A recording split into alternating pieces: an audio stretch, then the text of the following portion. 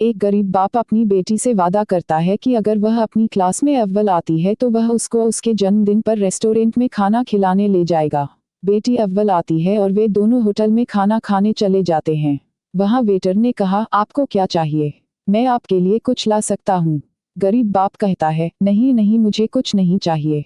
डोसा लाओ, चटनी सांभर की बात ही अलग है। अपनी बेटी के लिए डोसा ऑर्डर कर देता है।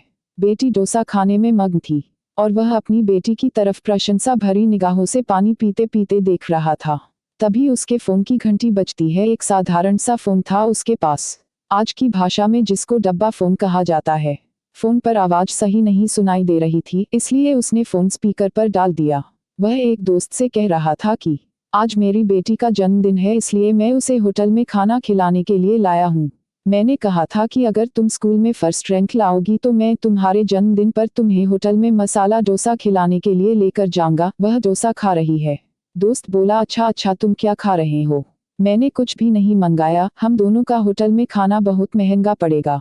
घर पे सब्जी और चावल है मेरे लिए। गरीब बाप की बातें सुनकर उसका दोस्त सुन्न हो गया। पिता अमीर हो या गरीब, एक पिता अपने बेटी के चेहरे पर मुस्कुराहट लाने के लिए कुछ भी कर सकता है। मैनेजर यह सब चुपके से देख रहा था। उसने काउंटर पर चाय और उन 2 डोसा के पैसे भरे और कहा, उस टेबल पर दूसरा डोसा और चाय भेज दो। पैसे नहीं है ऐसा बोले तो उनसे कहना कि आज आपकी बेटी का जन्मदिन है। क्या आपकी बेटी स्कूल में फर्स्ट आई है? हमने आपकी सारी बातें सुन ली है, इसलिए हमारे होटल के तरफ से विशेष रूप से ऐसी पढ़ाई कर अव्वल आने वालों के लिए कोई बिल नहीं है ऐसा कहना है।